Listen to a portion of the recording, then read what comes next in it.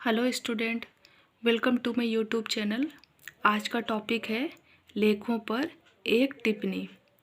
तो याद कीजिए स्टूडेंट, जब हम लोग मौलिक अधिकार पढ़ रहे थे उसमें से जो 6वां नंबर पे संवैधानिक उपचारों का अधिकार अनुच्छेद 32 है, उसके तहत ये सारी लेख जो है आती है।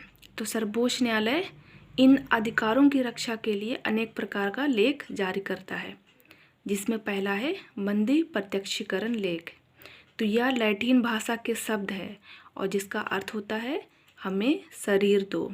तो इस लेख के द्वारा बंदी बनाए गए व्यक्ति को न्यायालय के द्वारा उसको सुरक्षा दी जाती है और इस लेख को जारी करने की सत्ता संविधान के द्वारा सर्वोच्च न्यायालय को और उच्च न्यायालयों को दी गई है।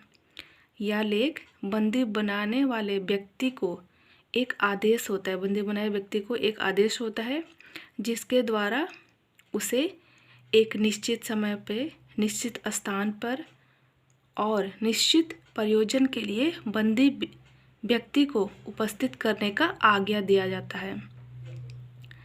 यह लेख सरकारी अधिकारियों के अतिरिक्त निजी व्यक्तियों और संगठनों के विरुद्ध भी जारी किया जा सकता है।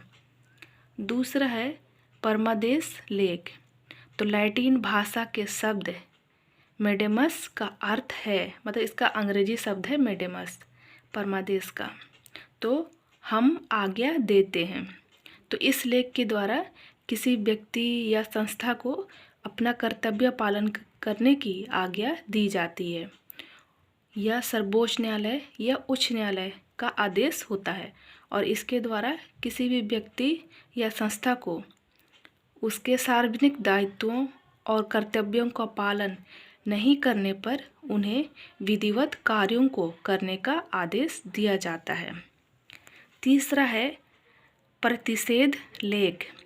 तो यह लेख सर्वोच्च न्यायालय तथा उच्च न्यायालय द्वारा निम्न न्यायालयों और अर्ध न्यायिक संस्थाओं को जारी करते हुए, मतलब जो नीचे न्यायालय है और फिर अर्ध न्यायिक संस्था जो है, संस्थाओं को जारी करते हुए उनको आदेश दिया जाता है कि वे इस मामले में अपने यहाँ कार्रवाई को स्थगित कर दें, मतलब छोड़ दे। क्यों छोड़ दे? क्योंकि यह जो मामला है उसके अधिकार क्षेत्र से बाहर होता है और इसका प्रयोग विधानमंडलीय सत्ता के विरुद्ध नहीं किया जा सकता है। नेक्स्ट 4 पॉइंट है उत्प्रेषणा लेख। तो इसका अर्थ होता है पूर्ण तथा सूचित होना।